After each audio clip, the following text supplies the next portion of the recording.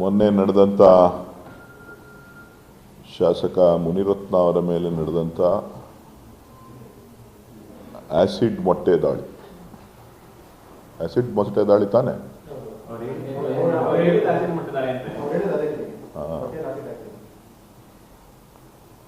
ಆ ಪ್ರಕರಣಕ್ಕೆ ಸಂಬಂಧಪಟ್ಟಂತೆ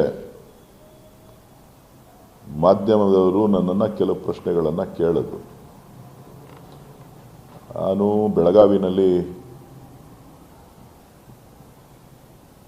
ಗಾಂಧೀಜಿಯವರ 100 ವರ್ಷದ ಅಧಿಕಾರಾವಧಿಯ ಸಂದರ್ಭ ಏನು ನಾವು ಕಾಂಗ್ರೆಸ್ನ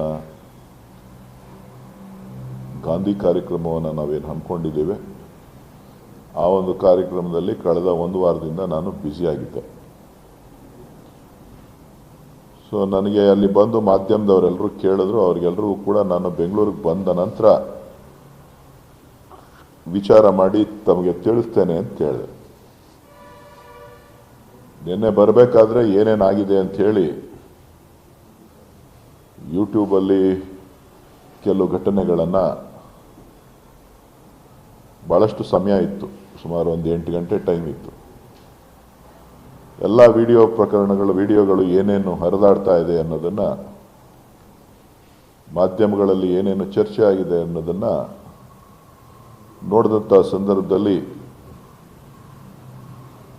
ಮಾನ್ಯ ಶಾಸಕರು ನೇರವಾಗಿ ಡಿ ಕೆ ಶಿವಕುಮಾರ್ ಅವ್ರ ಮೇಲೆ ಮತ್ತು ನನ್ನ ಮೇಲೆ ಮತ್ತು ನಮ್ಮ ಪಕ್ಷದ ಕಾಂಗ್ರೆಸ್ ಪಕ್ಷದ ಪರಾಜಿತ ಅಭ್ಯರ್ಥಿ ಕುಸುಮಾ ಅವ್ರ ಮೇಲೆ, ಅವ್ರ ತಂದೆ ಮೇಲೆ ಆರೋಪವನ್ನು ಮಾಡಿ ಆಸಿಡ್ ದಾಳಿ ಮಾಡಿದ್ದಾರೆ ಅಂತ ಹೇಳೋದು. ಬಹುಶಃ ಎಷ್ಟು ಚೆನ್ನಾಗಿತ್ತು ಅಂತ ಅಂದರೆ ಆ ವಿಡಿಯೋ, ಆಸಿಡ್ ಅಂತಿದ್ದಂಗೆನೇನೆ ಆಸಿಡ್ ದಾಳಿ ಆಗೋಗುತ್ತೆ. ಆಸಿಡ್ ಅಂತ ನನ್ನಕ್ಕಿಂತ 3 ಸೆಕೆಂಡ್ ಮುಂಚಿತವಾಗೆ ಆಸಿಡ್ ಅಂದಿದ ತಕ್ಷಣನೇ 3 ಸೆಕೆಂಡ್ಗೆನೇ